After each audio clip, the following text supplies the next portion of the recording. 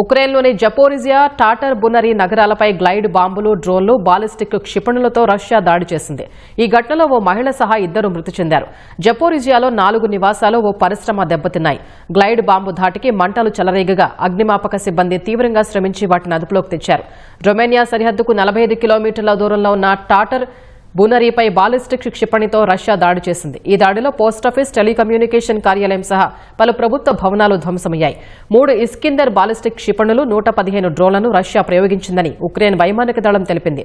వాటిలో 103 డ్రోన్లు గగనతలంలోనే అడ్డుకున్నామని వెల్లడించింది. 12 డ్రోన్లు, 3 క్షిపణులు పలు ప్రాంతాల్ని తాకాయని వివరించింది.